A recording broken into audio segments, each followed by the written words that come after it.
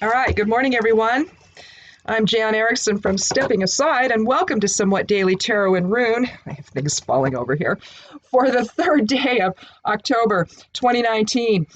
Well, it's a 3 energy on this Jupiter day, so expansive feelings of mind, body, spirit alignment, maybe, catalytic energy that, might get away from us today. The moon's in Sagittarius and the second house of possessions, I believe. Yes.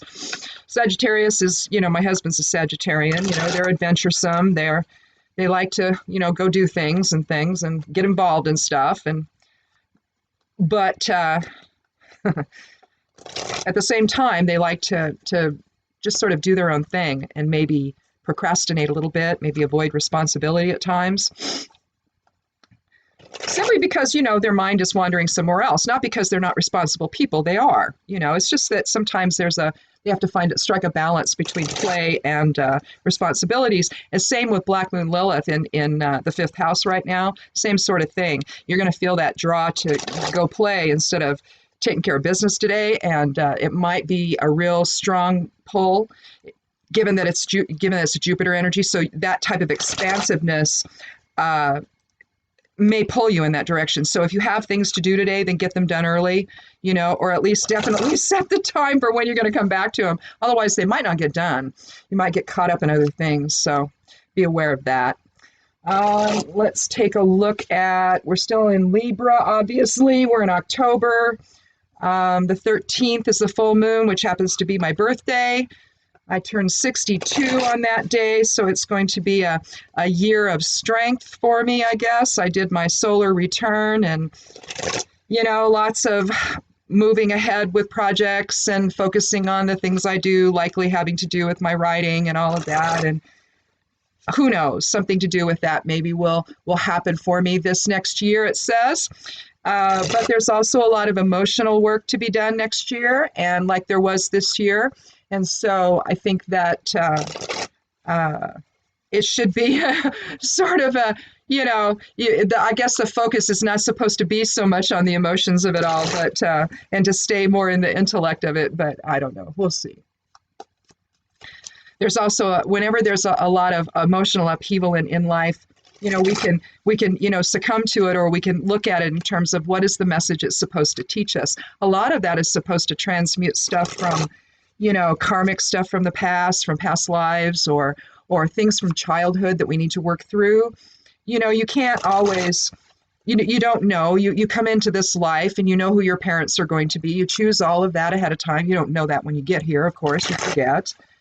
But whatever you're going through is something that you either chose to experience on behalf of your own growth, or you chose to be part of for someone else's. And so the emotional upheavals are there just to teach us.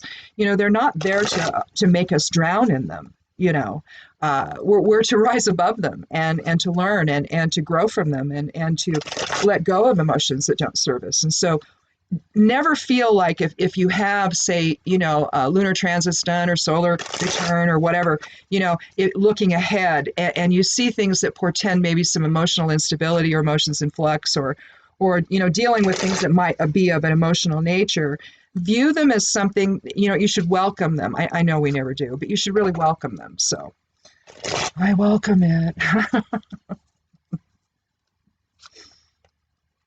Just got to witch up. That's all. Anyhow, let's see. What else do we need to talk about? So we said Sagittarius in the second house. Third ray of the third ray of active intelligence, dealing with strategy, interactions, abstract thinking. That's been the strongest for a while in all the ray influences. It's not that there aren't influencing it with the others. It's just that, right now during this time, the Libran time, basically, we're looking at, strong third ray energy right now. Although technically that's really a harmony through conflict, fourth ray experience. Libra is, because it's really the resting point of the zodiac, where you're going to let things come to balance and take stock and see what settles out and just coming to a still point and observing. So Anyhow, Black Moon Lilith, I don't remember if I talked about that. I think I did with in respect to the moon in Sagittarius and not being able to focus on responsibilities. So there's that. Oops, there goes a card. See what it is. Well, it's death, so transformation.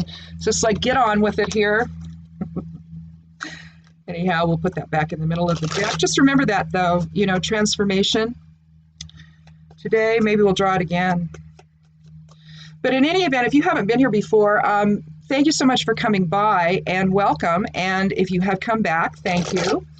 Click subscribe if you haven't yet. I'd love you to do that and join us again. I do this 4 days a week, Monday through Thursday, where we just look at tarot and rune influences that are affecting all of us or may affect all of us today and every day. Well, Monday through Thursday anyway. The weekend, you can just use Thursdays as the one for the rest of it'll be like for 4 days worth. We'll just say that the fourth day is a 4-day reading. I really should do 4 cards that day, shouldn't I? Anyhow, maybe we'll do that today, just to give us an extra information for the weekend. But anyway, what I'm going to do here is I'm going to, because I changed up last week how my process a little bit, not exactly, but a little bit. I'm going to go ahead and lay out 3 cards. I am going to do them randomly, though, still, taking the 13th card each time. But then we're going to talk about that, and then we may go ahead and add a 4th card to that before we start looking at the runes. So let's go ahead and get started. I had lotion on my hands like a fool. I don't know why I did that. My hands were feeling dry this morning. I just put some lotion on, and I thought, well, it'll be enough time before I have to work with the cards.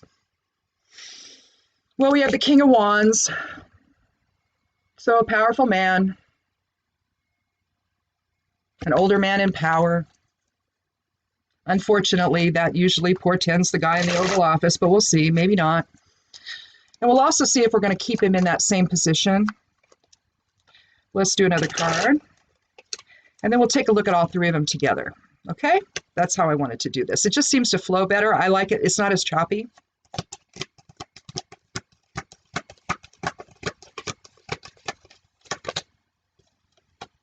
Well, we have the 10 of Pentacles.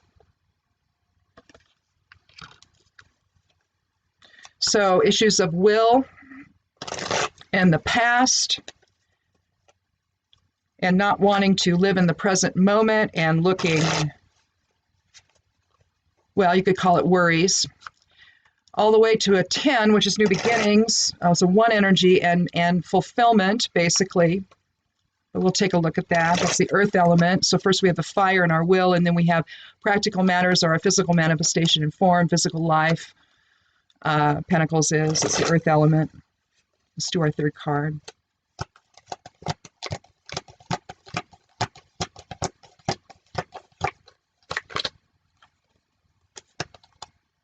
Justice, the 11th card of the major arcana.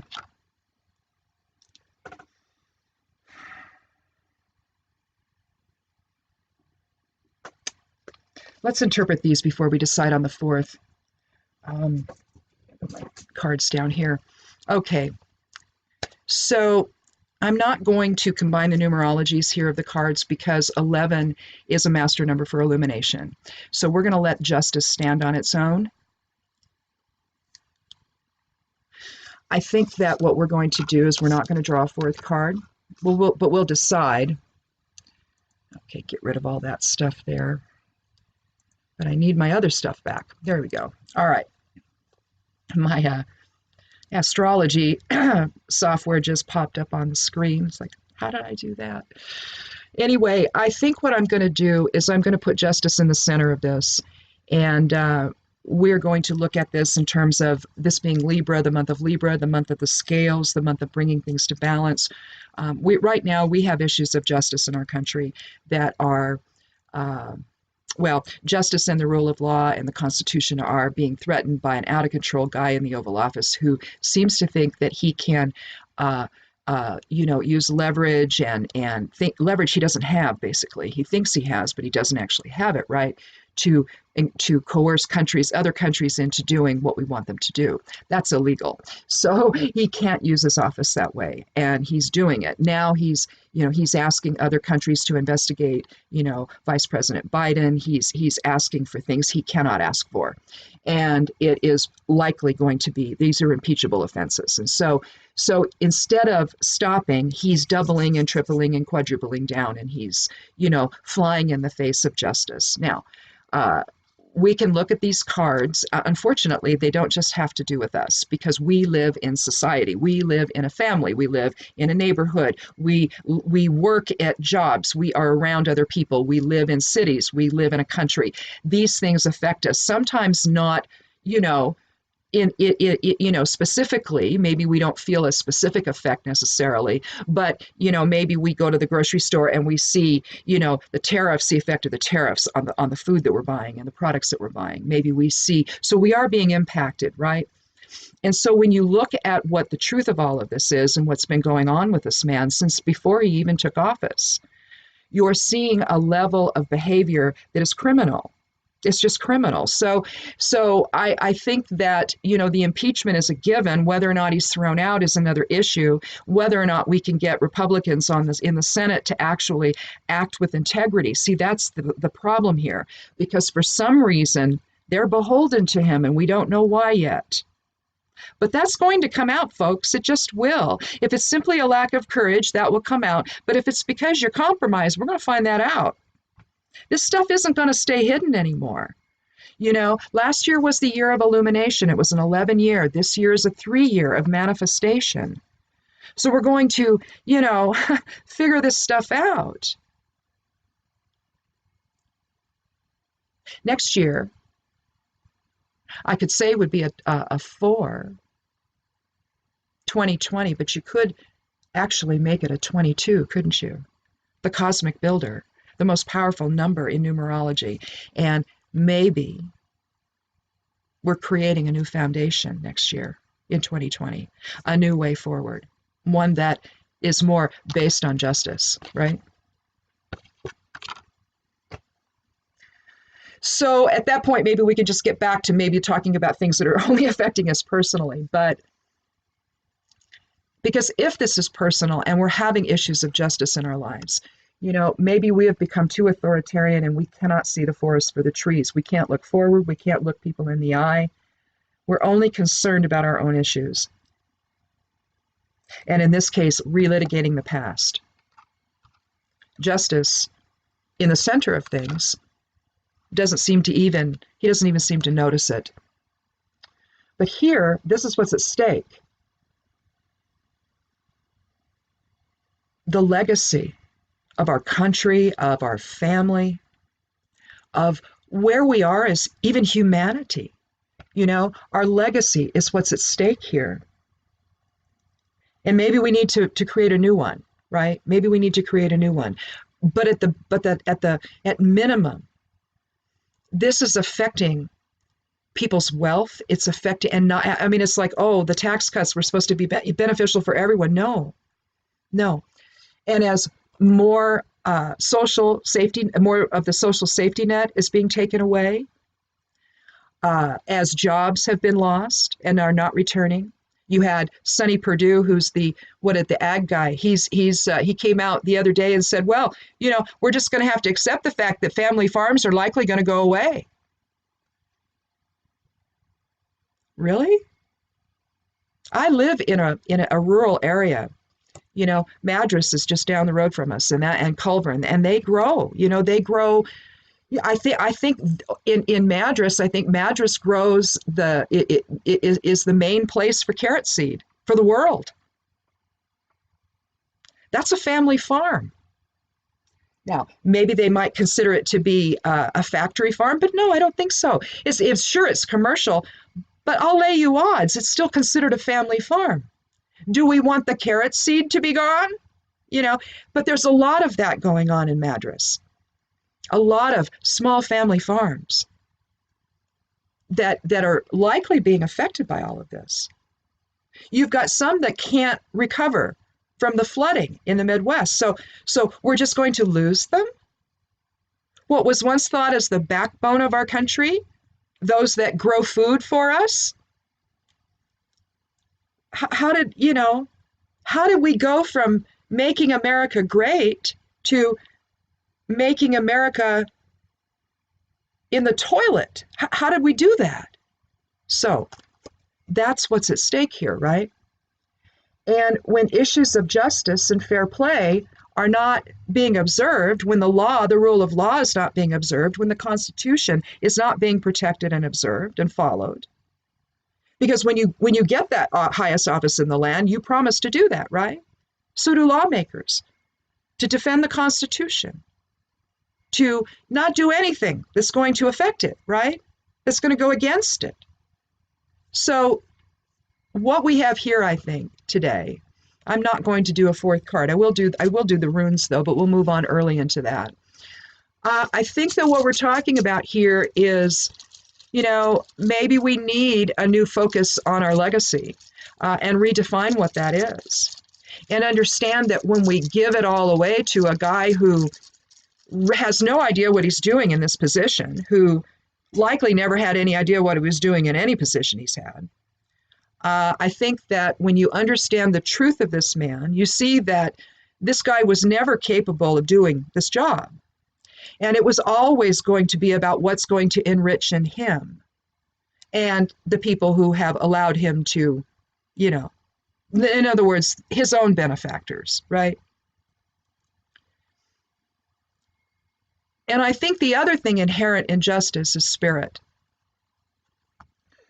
What we see here with justice, we see that the sword held high, straight to spirit. We see the scales in the left hand.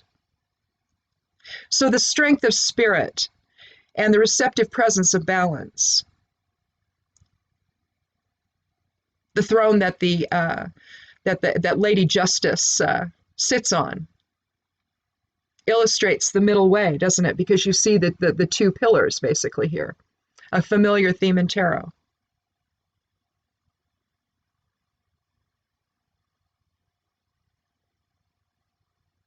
And it's basically describing the as above, so below nature of life, isn't it? Just in the same way the 13th rune of the Elder Futhark, Iwas, does.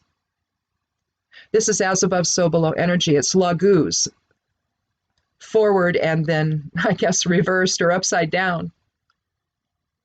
I'll draw that out for you so you see what that is. A lot of the runes, they're essentially bind runes inherent in them. It's not just one energy here contained within it. But Iwas, again, is about the as above, so below nature of life. It can be used as the backbone for a bind rune. So if you were to draw that one, you could use that as your basic structure for it and then add the rest in. But what you're looking at is at laguz, which is flow. It's a water element. And then we're seeing it upside down as well, depicting, again, as above, so below nature. You also see Isa in the center, the single line, and that's alignment in spirit. Justice is best expressed when it's expressed through source vision, when you're able to step back and look at things in an objective, dispassionate way and decide what is the best outcome here. And that's basically what is the most fair, what preserves the integrity of the situation, of the individuals involved. When you, whether it's well, it doesn't matter. It doesn't matter. But the bottom line here is what we have here is a king who cannot look, as we did it first, who cannot look justice in the face. And he can't, can he? He just slides right on by. And then he'll go out and he'll do it all in front of people, right?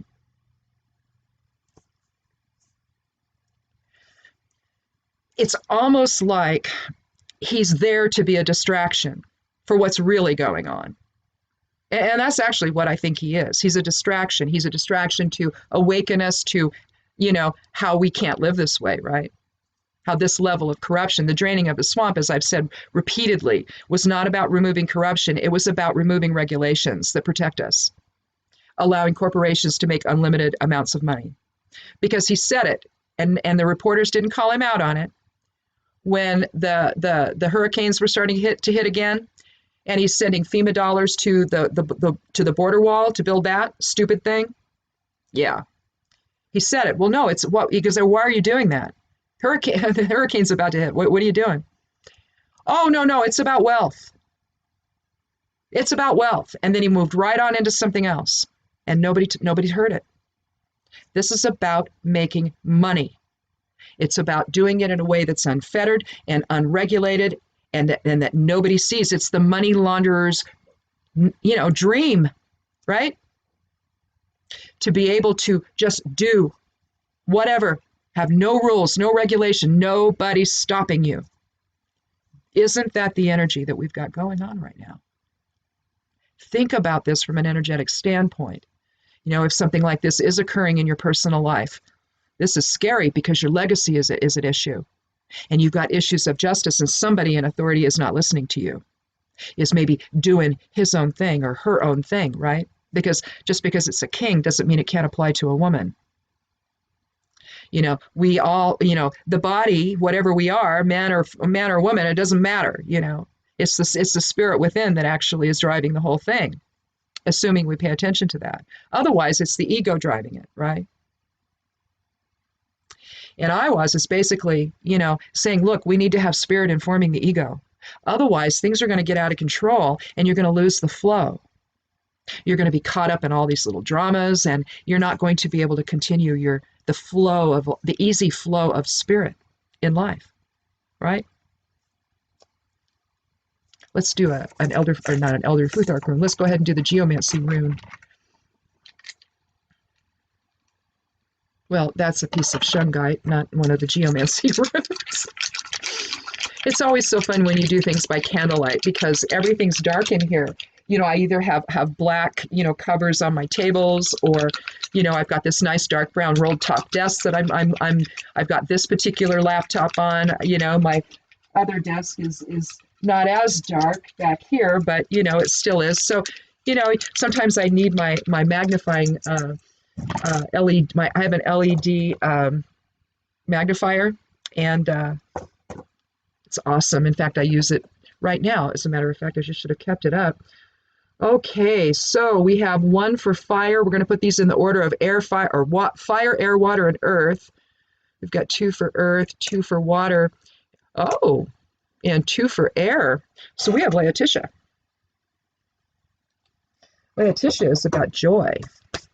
So that's cool.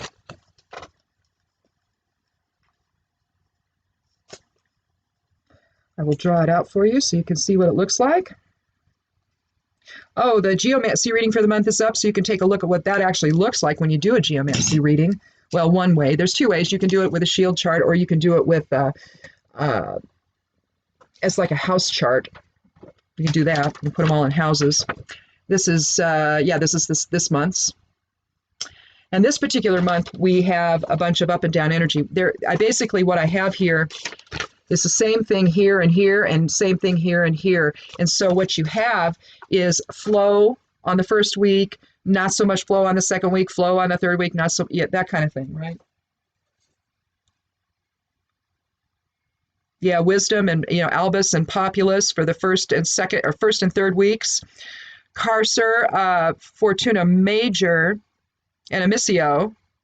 So there's some loss going on there, maybe not quite as, positive a week. Little self-imprisonment, kind of getting in the way of ourselves maybe. And then we go back to the same thing as week 1 on week 3, and then week 4 is the same as week 2. So that's weird. I don't have anything this month that is on its own. Each rune appears at least twice, and albus and something else, I think, albus and populus either appear 4 times or populus appears 3. So you see 1, 2, 3. Yeah, populus appears 3, but albus, the wisdom rune, actually appears 4 times. And so consequently, it's just going to be one of those weird months. But this Laetitia, it appears in the right and left witness area in the bottom part of the chart. So this joy in experiencing the flow of spirit into form, to experience that type of energy. That type of energy needs to now be at our focus. It needs to be part of the foundation. That type of, in other words, when we live by the rule of law, things are pretty clear.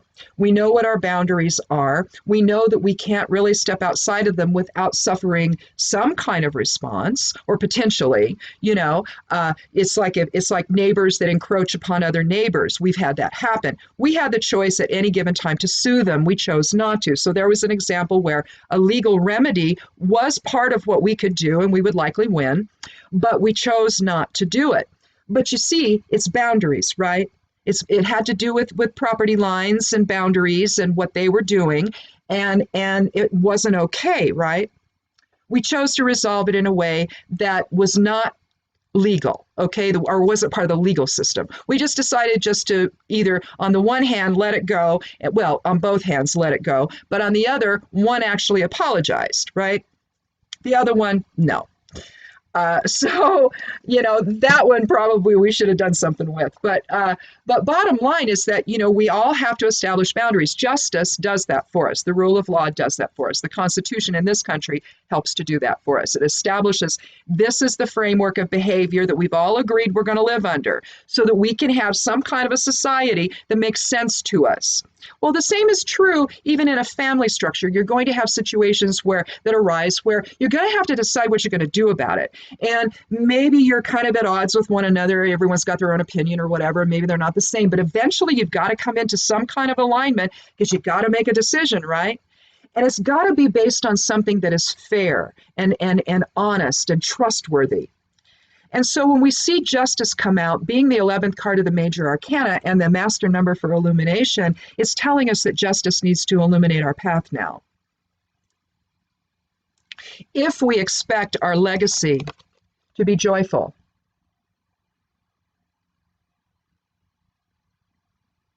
I mean, here you see the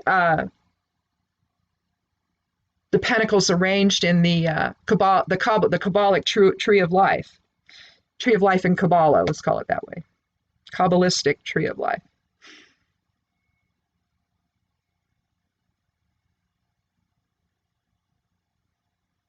Sort of, anyway. little bit different, little bit structure, just a slightly different.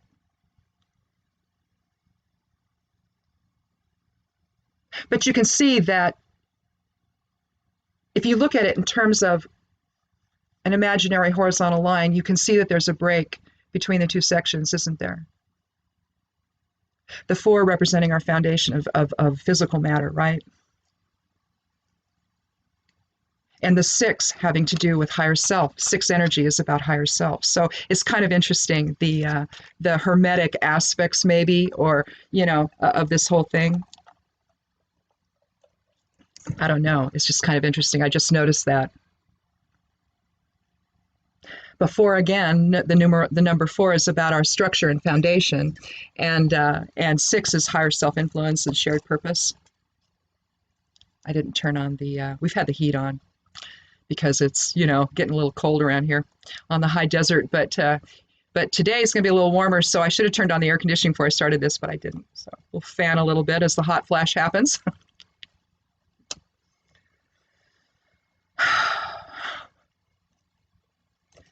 Well, I mean, as you can see by the hair, I stopped dyeing my hair when I was 33. I started getting my witch streak over here. You can see this right here.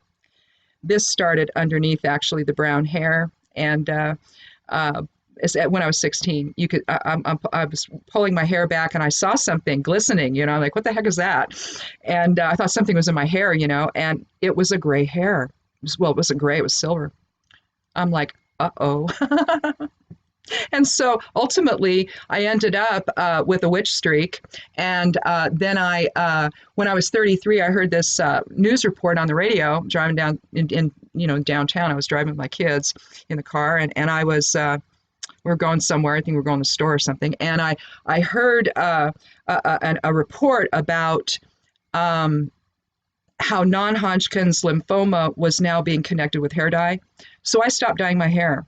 And I never, I mean, just dyed it basically the same color, it was, but I just got rid of the silver that was coming in, right? So I stopped doing that. And when the grow out and every time it would grow out, right, start to grow out, I'd have this white streak up here. And I was teaching karate at the time. And well, part of the time I was a student, but no. When I was 33, I was teaching karate, I think, at the time, and I had students. So the kids had always, the kid students I had, they'd always check, Mrs. Erickson's grow out and all that. Anyway, it's like, how much is it today? How much of a skunk is she? And so anyway, eventually I just let it all grow out though, and of course this is what was left. And so by the time I was 40, it was all silver. I had all trimmed it off and everything, and by that time it looked like this, and so. I'll be 62 here on the 13th. And so for the last, 22 years, I've been like this. So clearly I don't care about, expressing hot flashes on video. I don't care. It's life. It's just how life is, right? So anyway, you have to be authentic, right? But anyway, you're looking here, essentially, the expression, if you look at this division of spirit and form, aren't you looking at the same thing here? Look, all we are is spirit focused into form. The form is irrelevant. The experiences really are irrelevant. What matters is that we're one energy. We couldn't be divided even if we wanted to be. We can act like it here, but that doesn't serve us well, does it? It doesn't mean, again, we have to always agree.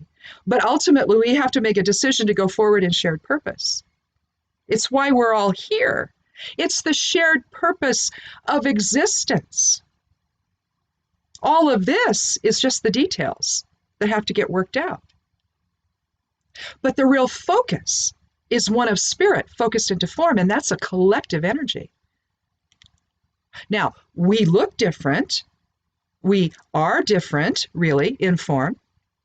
Some of us might have decided to come into form to make these desks that I have, or this computer, or these cards, or the wood that I crafted these runes from. These came from one of my hawthorn trees. In fact, so did these. These also, or wait, are these? No, these are too. I was thinking those might be juniper. Juniper makes really nice ones, but it has too much in the center. It's too many different variations of color, so it makes doing runes on them a little bit tricky. You can't always see them very well, so because of the colorations on of the wood. So, but the hawthorn ones are just beautiful. So are birch. So are our birches. Or no, not birch. Willow. Willow's real good. Apple is pretty good. But hawthorn, I think, is just the best. But then it's a fairy and witch tree, so it makes sense, right? But basically, that's what we are. We are spirit. We are I was. We are spirit focusing into form at every given second of our lives.